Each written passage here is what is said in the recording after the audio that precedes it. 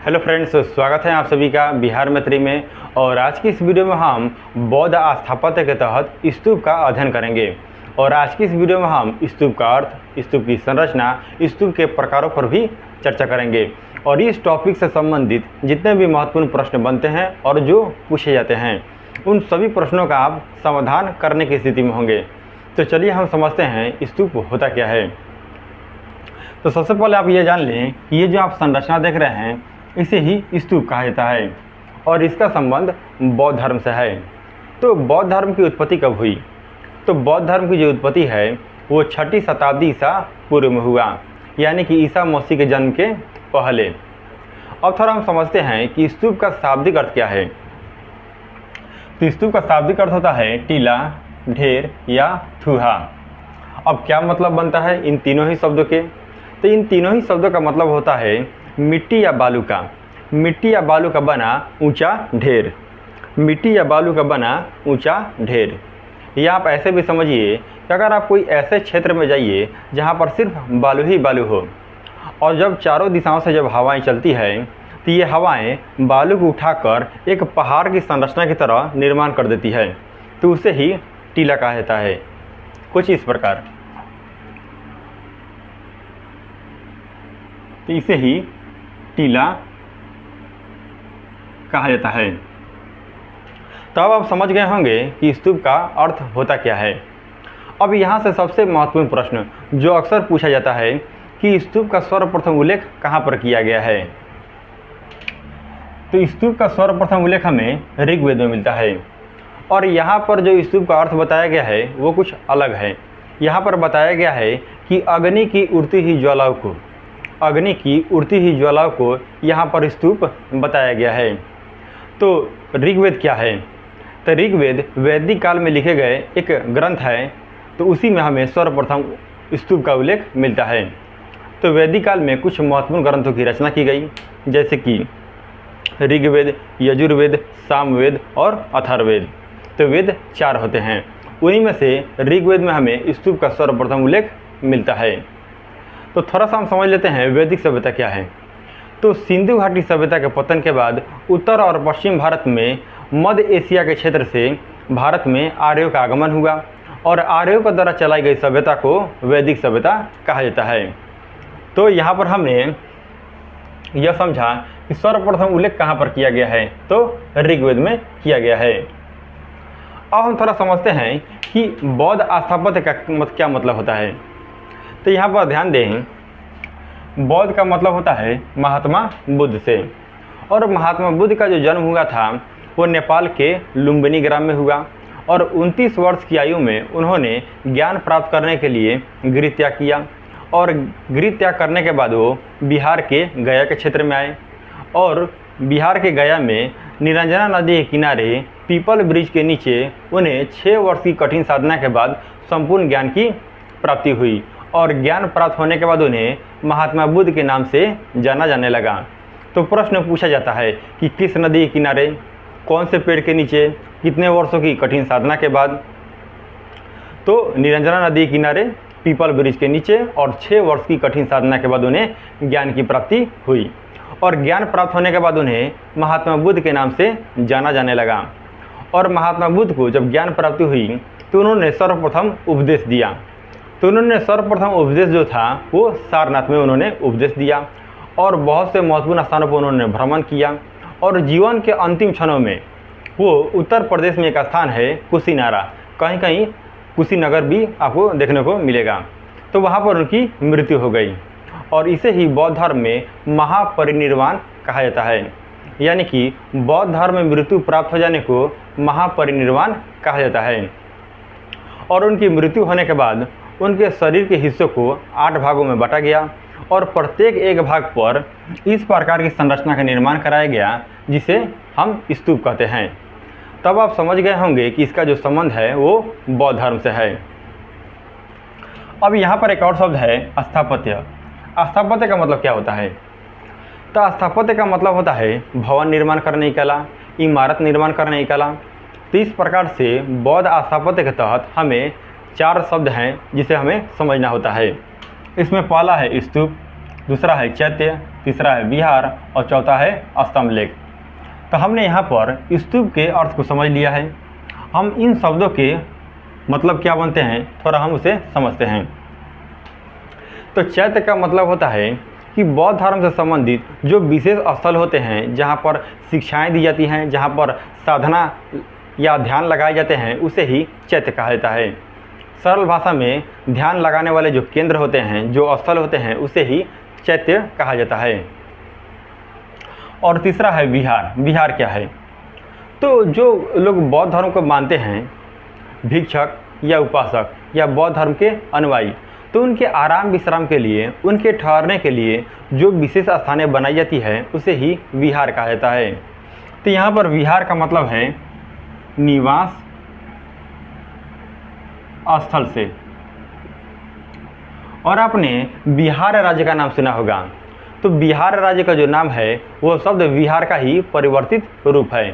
तो इसे हम अलग से टॉपिक में एक वीडियो होगा, तो वहाँ पर समझेंगे कि बिहार का नाम बिहार क्यों पड़ा, कैसे पड़ा। तो बिहार के एक सामान्य परिचय के संबंध में एक अलग से वीडियो में हम समझेंगे। और चौथा है स्तंभ लेख। तो स्तंभ लेख क्या है? तो हर धर्म के कुछ न कुछ प्रतीक चिन्ह होते हैं। ठीक उसी प्रकार बौद्ध धर्म में भी कुछ प्रतीक चिन्ह हैं, जिनके माध्यम से लोगों को संदेश देने का कार्य किया गया। तो स्तंभ लेखों के माध्यम से संदेश लोगों को दिया जाता था और लोगों को सूचित किया जाता था, लोगों को इससे जोड़ने का कार्य किया जाता था। और सर्वाधिक जो स्तंभ लेखों की जो रचना है वो सम्राट अशोक के शासनकाल में किया गया था। तो हमने स्तंभ लेखों को समझा। अब समझते हैं स्तूप होते कितने प्रकार के हैं। तो स्तूप 4 प्रकार के होते हैं। इसमें सबसे पहला है शारीरिक स्तूप, दूसरा है पारभौमिक स्तूप, तीसरा है उद्देशिक स्तूप और चौथा है संकल्पित स्तूप।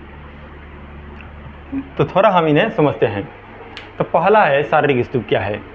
तो जब महात्मा बुद्ध या महात्मा बुद्ध के शिष्यों के महापरिनिर्वाण हो जाने के बाद, यानी कि मृत्यु हो जाने के बाद, जब उनके शरीर के अवशेषों पर जब स्तूप का निर्माण करवाया गया, तो उसे कहा जाता है शारीरिक स्तूप।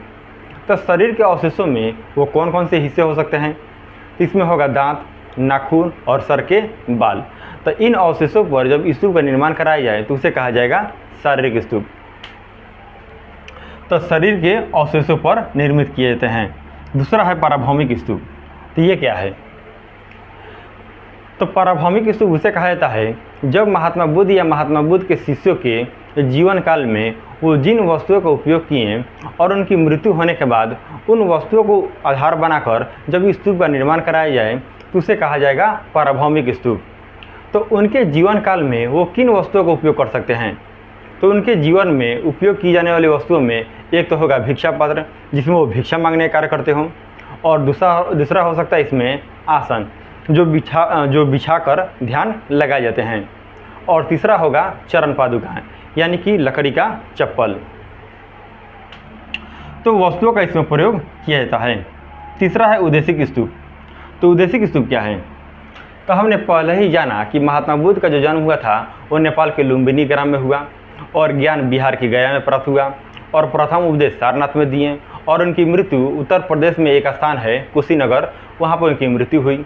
तो जब इन्हीं विशेष स्थानों पर जब स्तूप का निर्माण कराया जाए तो उसे कहा जाएगा उद्देशिक स्तूप। तो ये भ्रमण के स्थान पर बनाए जाते हैं।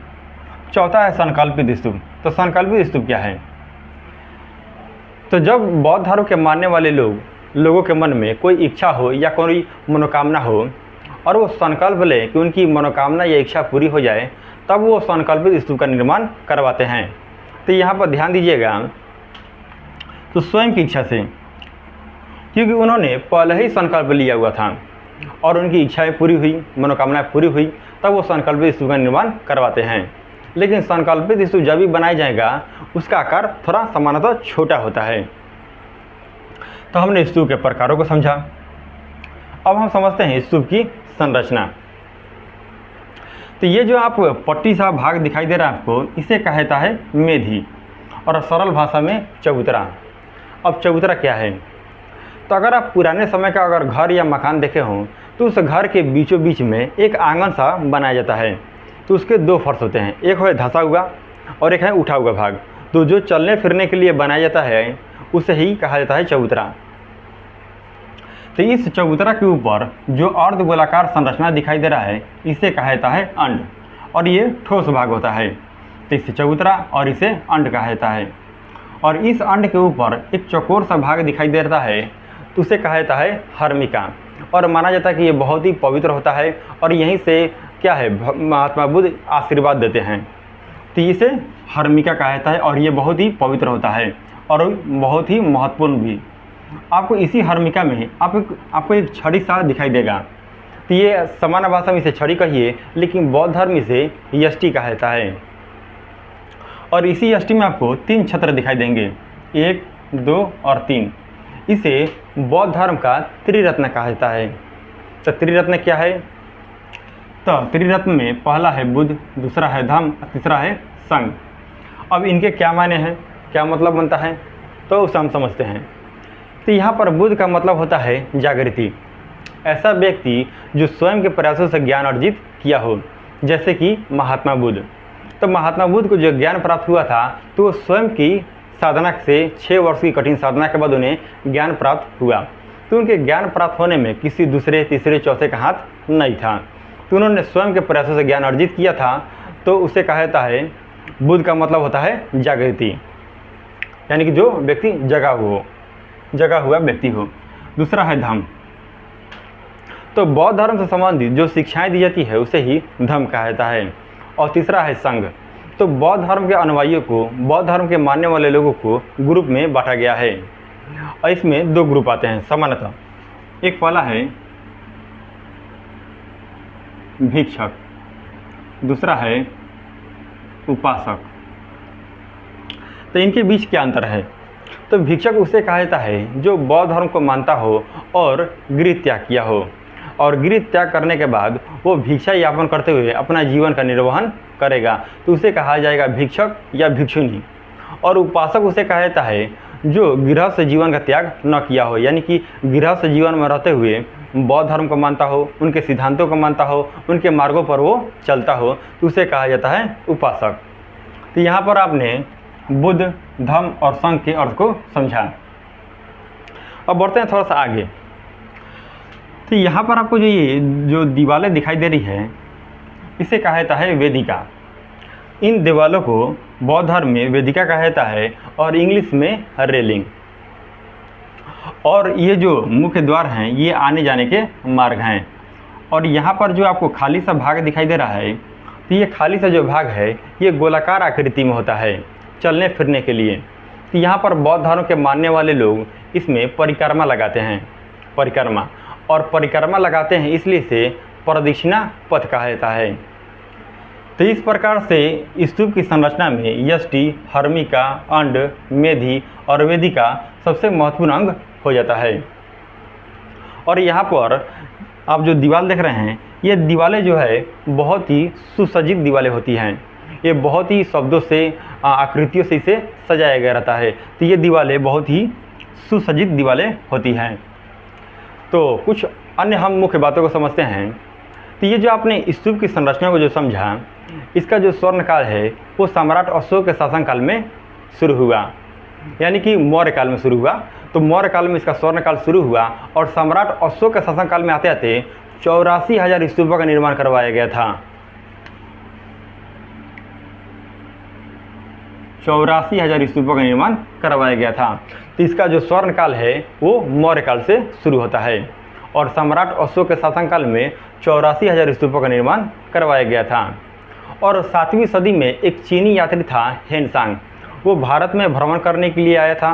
वो बौद्ध धर्म से संबंधित शिक्षाओं को ग्रहण करने के लिए और बौद्ध धर्म से संबंधित कुछ महत्वपूर्ण ग्रंथों को वो एकत्र करके ले जाने के लिए आया हुआ था। तो उसने एक पुस्तक लिखी थी CU की। उसी पुस्तक से हमें पता चलता है कि सम्राट अशोक के शासनकाल में 84,000 स्तूपों का निर्माण करवाया गया था।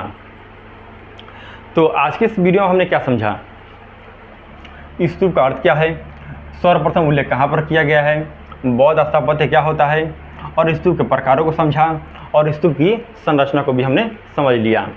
तो स्तूप बहुत सारे हैं और भारत में भी है और भारत से बाहर भी बनाए गए हैं, लेकिन उन सभी महत्वपूर्ण स्तूपों में से सबसे महत्वपूर्ण है सांची का स्तूप, और ये मध्य प्रदेश में है। और इसका निर्माण सम्राट अशोक के शासनकाल में किया गया था, लेकिन इसमें कुछ टूट फूट हुई और इसका पुनर्निर्माण कराने का जो कार्य है वो पक्की ईंटों से वो पुष्यमित्र शुंग के द्वारा किया गया था।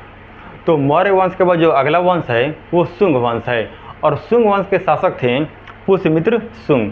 तो इनके द्वारा इसका पुनर्निर्माण कराया गया और ये जो 84,000 स्तूप है आपको वर्तमान में दिखाई भी नहीं देंगे क्योंकि वो अधिकांशतः मिट्टी के बने हुए थे। और दूसरा है धमेक स्तूप। तो ये उत्तर प्रदेश के सारनाथ में है। तो स्तूप बहुत सारे हैं, भारत में भी है और भारत के बाहर भी हैं, लेकिन उन सभी स्तूपों में से सबसे महत्वपूर्ण सांची का स्तूप है। तो इस वीडियो में फ़िलहाल के लिए इतना ही था। अगर आपको वीडियो अच्छा लगा हो तो इसे लाइक करें, शेयर करें और कमेंट करके ज़रूर बताएं कि आपको ये वीडियो कैसा लगा। वीडियो देखने के लिए धन्यवाद।